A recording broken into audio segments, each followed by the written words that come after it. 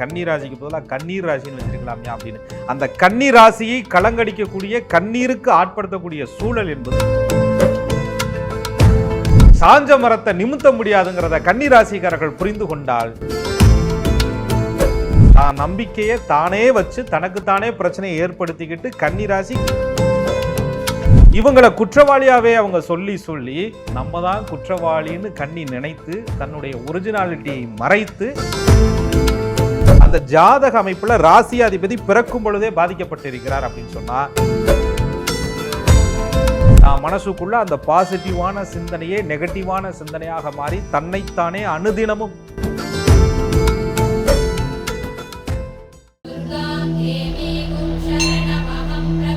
அன்பான நேயர்களுக்கு வணக்கம்.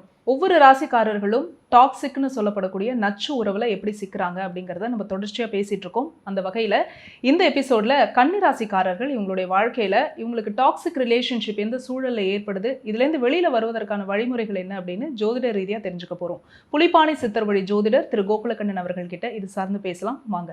வணக்கம் சார். வணக்கம். குரு வாழ்க, குருவே துணை. கன்னி ராசிக்காரர்களுக்கு இந்த டாக்ஸிக் ரிலேஷன்ஷிப் என்ன கொடுக்கும்? அதாவது அது ரிலேஷன்ஷிப்னே முதல்ல சொல்ல முடியாது, அந்த தொல்லையை கொடுக்கும், அவ்வளோதான். ஏன்னு சொன்னால் கன்னி ராசி அப்படின்னு சொல்லும்போது இல்லைங்க, அவங்களுடைய எந்த ராசியாக இருந்தாலும் சரி ஒரு உறவு அது டாக்ஸிக்காக மாறுது அப்படின்றது தெரிஞ்சதுக்கு அப்புறம் தான் நம்ம இதில் கஷ்டப்படுறோன்னு புரிஞ்சுவாங்க. சில பேர் தெரியாமலேயே அதுக்குள்ளே போய் மாட்டிக்கிட்டே வெளியில் வர்றதுக்கு வழி தெரியாமல் உழண்டுட்டு கிடப்பாங்க. கடைசியில் ஒரு கட்டத்துக்கு அப்புறம் தான் நம்ம ஒரு கட்டுப்பாட்டு வளையத்துக்குள்ளே சிக்கிட்டோம் அப்படின்னு தெரிய வரும்.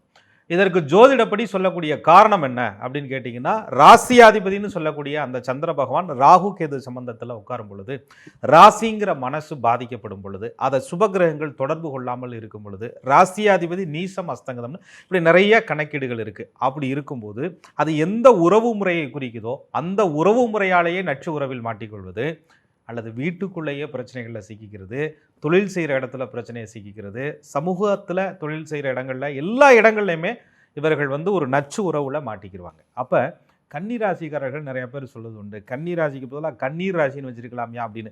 அந்த கன்னி ராசியை கலங்கடிக்கக்கூடிய கண்ணீருக்கு ஆட்படுத்தக்கூடிய சூழல் என்பது நச்சு உறவால் தான் ஏற்படும். ஏன் அப்படி சொல்கிறோம் அப்படின்னா, ராசியாதிபதி புதன். கன்னி அப்படின்றது அழுக்கற்ற, ஒழுக்கமான, தீர்க்கமான, நியாயமான, கணக்குகள் நிறைந்த, மதிநுட்பம் நிறைந்த ஒரு ராசி கன்னி ராசிக்காரர்கள் சொல்லுவாங்க. அப்படிப்பட்ட கன்னி ராசிக்காரர்கள் அவர்களுடைய புத்திசாலித்தனத்தினாலேயே ஒருத்தர்கிட்ட ஏமாறுறாங்க. அவர்களுடைய புத்திசாலித்தனத்தையே ஒருத்தர் பயன்படுத்தி இவங்களை நச்சு உறவாக பயன்படுத்திக்கிறாங்க, இவங்களை டார்ச்சர் பண்ணுறாங்க. இவர்களுடைய புத்திசாலித்தனத்திற்கு விஷப்பரிச்சை வைக்கிற விதமாக இவர்களை ட்ரீட் பண்ணுறாங்க அப்படின்னு சொல்லும்போது கன்னி என்பது அந்த நச்சு உறவிலே சிக்கிக்கொள்ளும். அதீத புத்திசாலித்தனம், அதீத யோசனை, அதீத பேச்சுத்திறம், அதீத சிந்தனை, அதீத எல்லா விஷயங்களும் ஒரு ஸ்டேஜில் இந்த உறவுகளுக்குள்ளே மாட்டி தவிக்கும் பொழுது கன்னியினுடைய அந்த ஒரிஜினாலிட்டி தனமான அந்த மதிநுட்பம், நகைச்சுவை, சிரிப்பு முகத்தில் எங்கடா போச்சு அப்படின்னு கேட்குற மாதிரி எல்லாமே மாறி போய் தான் மனசுக்குள்ளே அந்த பாசிட்டிவான சிந்தனையே நெகட்டிவான சிந்தனையாக மாறி தன்னைத்தானே அனுதினமும் குற்றவாளியாக மாற்றிக்கொள்ள வேண்டிய சூழலில் கன்னி ராசிக்காரர்கள் ஒரு நேரத்தில் நச்சு உறவுகளால் தள்ளப்படுவாங்க. அது எல்லா காலத்திலையும் கிடையாது, எல்லா கன்னிராசிக்கும் கிடையாது. ஜாதக கட்டத்தில் இருக்கக்கூடிய சில அமைப்புகளை பொறுத்து தான் இந்த நச்சு உறவினுடைய சூழ்ச்சியும் அந்த நச்சு உறவுல நீங்கள் பாதிக்கப்படக்கூடிய ஸ்டேஜ் அப்படின்னு சொல்கிறாங்க. சில நச்சு உறவுகள்லேருந்து உங்களால் வெளியில் வரவே முடியாது. அது வெளியில் வர்றதுக்கு பல வாய்ப்புகள், பல ஆலயங்கள், பல பரிகாரங்கள், பல மருத்துவமனைகளை ஏறி இவங்க மனநல மருத்துவம் எடுத்துக்கிட்டாலும் கூட, பல கோவில்களுக்கு சென்று இறை வழிபாடுகளை மேற்கொண்டாலும் கூட, அந்த குறிப்பிட்ட தசாபுத்தி முடியாதவரை அந்த நச்சு உறவை விட்டு கன்னிராசிக்காரர்கள் வெளியிலேயே வர முடியாது. இன்னும் ஏன் அந்த குறிப்பிட்ட தசாபுத்தி முடியும் வரை நச்சு உறவு தான் இது என்பதை அவர்கள் அடையாளமே காண முடியாது. அந்த அளவிற்கு கன்னிராசிக்காரர்கள் அந்த டாக்ஸிக்கில் சிக்கி தவிப்பாங்க. தசாபுத்தி காலங்களில் இந்த டாக்ஸிக் ரிலேஷன்ஷிப்பில் இருப்பாங்க, அவங்களுக்கே தெரியாமல் அப்படின்னு சொல்கிறீங்க. ஒரு சில திசை நிறைய வருஷம் இருக்கும்ல சார், 18 வருஷம் 20 வருஷம்லாம் இருக்கும். அப்போது அத்தனை வருஷமும் இவங்க இந்த நச்சு உறவில் இருந்து தான் ஆகணுமா? நீங்கள் வேற 18 வருஷம் 20 வருஷம்லாம் தாண்டி நாங்களாம் வாழ்க்கை முழுசுமே நச்சு உறவில் தான் சிக்கி தவிக்கிறேன், எங்களுக்கெல்லாம் எண்டு காடே கிடையாது அப்படின்ற மாதிரி கன்னிராசிக்காரர்கள் மேக்சிமம் பிறந்ததுலேருந்து அந்த முதுமையை அனுபவிக்கும் வர ஒரு நேரத்தில் பிறந்த இடத்துல ஒரு நச்சு உறவு, அதுக்கப்புறம் வாழ்க்கையில் ஒரு நச்சுன்னு உறவு, அதுக்கப்புறம் மத்தியம வயசுல குழந்தையினால ஒரு நச்சு உறவு. ஏன்னா எங்களுக்கெல்லாம் குரு பாவின்னு சொல்றீங்க, அதனால குழந்தையே எங்களுக்கு ஒரு டாக்ஸிக்கா மாறி போச்சியா, அவனே ஒரு மாதிரி எதிர்ப்பா இருக்கிறான் அப்படின்ற மாதிரி தான் கன்னி ராசிக்காரர். என்னன்னா கன்னியை பொறுத்தவரையும் அந்த ஜாதக அமைப்புல ராசியாதிபதி பிறக்கும் பொழுதே பாதிக்கப்பட்டிருக்கிறார் அப்படின்னு சொன்னா தசாபுத்திகள் மாறினாலும் கூட அவர்களுக்கு மாற்றம் வர மாட்டேங்குது. அப்போ பெர்மனண்ட்டாக இவர்கள் ஒரு தெய்வத்தை பிடிச்சிக்கணும். அப்போ தான் அவர்கள் அந்த நச்சு உறவுல இருந்து வெளியில் வர முடியும். ஏன்னா மனசுக்குள்ளே ஏற்படக்கூடிய காயத்தை கண்ணி டபுள் திங்கிங், ஓவர் திங்கிங்காக மாறி சிந்திச்சு அதை அனலைஸ் பண்ணி ஏன் எதுக்கு அவன் அப்படி சொன்னான், அவன் பொசுக்குன்னு ஒரு வார்த்தை சொல்லிட்டு போயிருப்பான். ஆனால் அதை பிடிச்சிக்கிட்டு அவன் ஏன் எப்படி சொன்னா, அவங்க ஏன் எப்படி சொன்னாங்க, நைட்டில் ஏன் எப்படி நடந்துச்சு, அது ஏன் எப்படி நடந்துச்சு, நம்மளை ஏன் டார்கெட் பண்ணாங்க, நம்மளை ஏன் கார்னர் பண்ணாங்கன்னு ஓவர் திங்கிங் ஆகி அதை டீப் திங்கிங் ஆகி ப்ரொமோஷன் ஆகி அதுக்கப்புறம் கன்னிராசிக்காரர்கள் ஒரு சகஜமான நிலைக்கு வர்றதுக்கே முடியாத சூழல் பிறப்பு ஜாதகமே உருவாக்கிவிடும். அப்போ அவங்கள பொறுத்தவரையும் தசாபுத்தி மட்டும் முக்கியம் இல்லை. ஜனன ஜாதகத்தில் புதன் பகவான் ராசியாதிபதினு சொல்கிறோம், லக்னாதிபதி யாருன்னு பார்த்துக்கிறோம், சந்திரன் எப்படி இருக்கிறாருன்னு பார்த்துக்கிறோம். அதை வச்சு தான் அது எந்த உறவுன்னே போகிறோம். 4ஆம் இடம்னா அது தாயாராக இருக்கலாம், 5ஆம் இடம்னா குழந்தையாக இருக்கலாம், 6ஆம் இடம்னா எதிரியாக இருக்கலாம். இப்படி அந்த 12 கட்டத்துக்குள்ள ஒரு பாவகம் இருக்கும். அதை வைத்துத்தான் கன்னிக்கு எதிரிகள் உருவாகிறார்கள், நச்சு உறவுகள் உருவாகிறார்கள், மன அழுத்தத்தை ஆட்படுத்துகிறார்கள். கன்னி புத்திசாலி, ஒரு உறவு சரியா தப்பாங்கிறது முன்கூட்டியே அவங்களால தெரிஞ்சுக்க முடியும். அப்படி இருந்தும் ஒரு நச்சு உறவை எப்படி அனுமதிக்கிறாங்க சார்? புத்திசாலி கிரகம்னு சொல்லக்கூடிய புதன் பகவான் இருக்கிற நிலையை பொறுத்து புத்தி சில நேரங்களில் வேலை செய்யாமல் போயிடும்.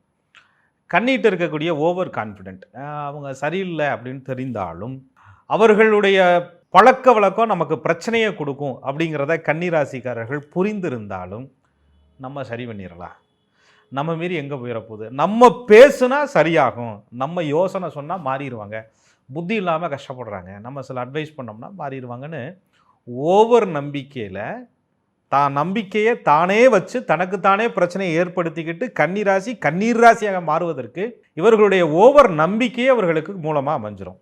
ஒரு விஷயத்தை கன்னிராசிக்காரர்கள் புரிஞ்சுக்கணும், சாஞ்ச மரத்தை எவ்வளவு நாள் தான் முட்டு கொடுப்பிய, சாஞ்ச மரத்தை நிமித்த முடியாதுங்கிறத கன்னிராசிக்காரர்கள் புரிந்து கொண்டால் உங்கள் தோளிலே சாய்ந்து உங்கள்கிட்டையே அட்வைஸ் கேட்டு உங்களையே ஆலோசனைகள் எல்லாத்தையும் வாங்கிக்கிட்டு கடைசியில் உங்களையே டீப் திங்கிங்க்கு தள்ளி விட்டு உங்களை ஒரு மாதிரி பயன்படுத்தக்கூடிய ஆட்களை நீங்கள் ஆரம்பத்தில் முட்டு கொடுக்குறத விட்டுட்டா கன்னிராசிக்காரர்கள் நச்சு உறவில் சிக்காமல் தவிக்கலாம்.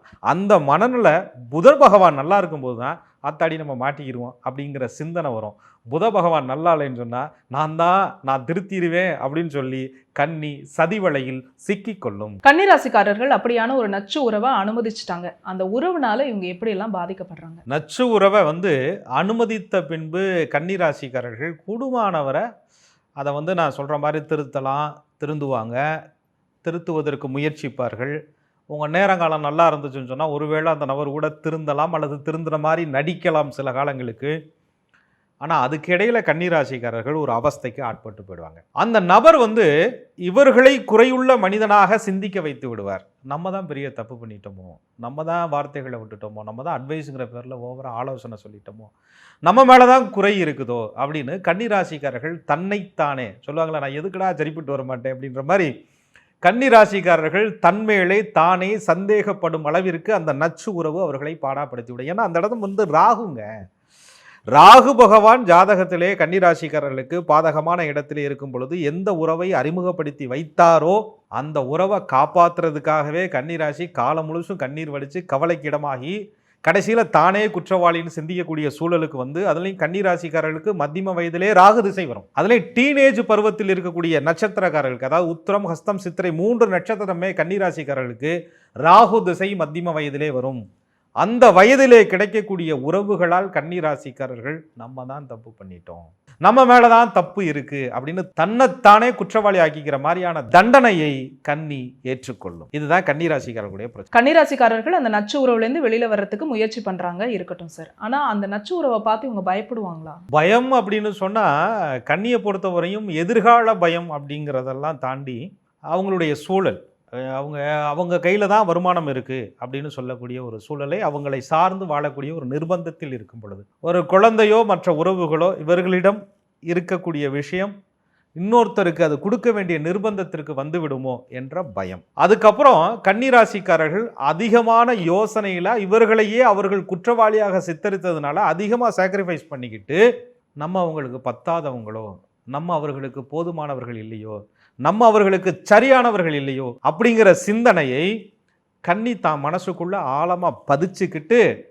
அந்த நச்சு உறவை கண்டு பயப்படும். இவங்களை குற்றவாளியாகவே அவங்க சொல்லி நம்ம தான் குற்றவாளின்னு கன்னி நினைத்து தன்னுடைய ஒரிஜினாலிட்டியை மறைத்து கன்னி அவர்களை கண்டு பயப்படும். இதுதான் அவர்களுடைய பயத்திற்கு மூல காரணமாகவே ஜோதிடப்படி அமையும். கன்னிராசிக்காரர்கள் நீங்க சொன்ன ஜோதிடப்படியே இந்த நச்சு உறவுல இருந்து வெளியில வர்றதுக்கு இவங்க என்ன பண்ணணும் சார்? அதாவதுங்க, நச்சு உறவுல இருந்து வெளியில வர்றதற்கு ஜோதிடப்படி சொல்றதா இருந்தா ராசியாதிபதியினுடைய அந்த பலம் ரொம்ப முக்கியம்னு சொல்லியிருக்கோம். அது எல்லா கன்னிராசிக்காரர்களுக்கும் ஒரே மாதிரியான பரிகாரங்கள் சொல்ல முடியாது. லக்னம் லக்னாதிபதியினுடைய நிலையை பொறுத்து மாறும், நட்சத்திராதிபதியினுடைய அந்த அமைப்பை பொறுத்து மாறும். இருந்தாலும் கன்னிராசிக்காரர்கள் ஒரு மனபலம் முதல்ல வரணும் இல்லையா? நம்ம இருக்கிறது இந்த நட்சு உறவு, அதுல இருந்து வெளியில வரணும் அப்படிங்கிற அந்த மனபலத்திற்கு லட்சுமி நரசிம்மரை கன்னிராசிக்காரர்கள் வழிபாடு செய்ய வேண்டும். என்னதான் இறை வழிபாடுகளை கன்னிராசிக்காரர்கள் மேற்கொண்டாலும் கூட இறைவனிடத்துல நிற்கிறதுக்கு முன்னாடி ஒரு மன உறுதி எடுத்துட்டு போகணும். என்ன அப்படின்னு கேட்டிங்கன்னா, யாரையோ பாதுகாக்கணும்னு நினைச்சு, யாரையோ காப்பாற்றணும்னு நினைச்சு நீ பாதுகாப்பு இல்லாத ஒரு வாழ்க்கையை தேர்வு செய்து விட்டாய், நீ எடுத்த முடிவு தப்பு தான் அப்படிங்கிறத கன்னிராசிக்காரர்கள் முதல்ல தன்னை நம்பணும், அந்த முடிவை ஏற்றுக்கணும். அப்போத்தான் கன்னிராசிக்காரர்களுக்கு அந்த தெய்வமே என்ன செய்யும்? வழிவிடும். மதிக்காத இடத்துல போய் மதிப்பை தேடுனது கன்னியோட தப்பு, மதிப்பாங்க அப்படின்னு நினைச்சதும் கன்னியோட தப்பு.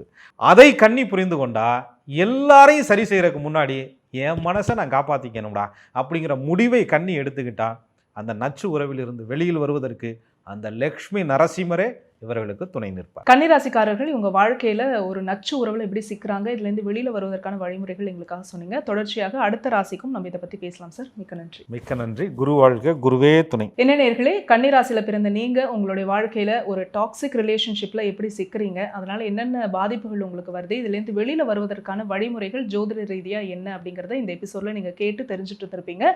தொடர்ச்சியா ஒவ்வொரு ராசிக்கும் இந்த டாக்ஸிக் ரிலேஷன்ஷிப் பத்தி நம்ம பேசிட்டே இருக்கோம். இது மாதிரியான வீடியோஸ் உங்களுடைய யூடியூப் நோட்டிஃபிகேஷன்ஸ்ல ஆட்டோமேட்டிக்கா வரணும் அப்படின்னா நீங்க செய்ய வேண்டியது ஆஸ்ட்ராலஜர் கோகுலக்கண்ணன் யூடியூப் சேனலை உடனடியாக சப்ஸ்கிரைப் பண்ணிக்கோங்க. பக்கத்துல இருக்கக்கூடிய பெல் ஐகானை மறக்காம கிளிக் பண்ணிடுங்க.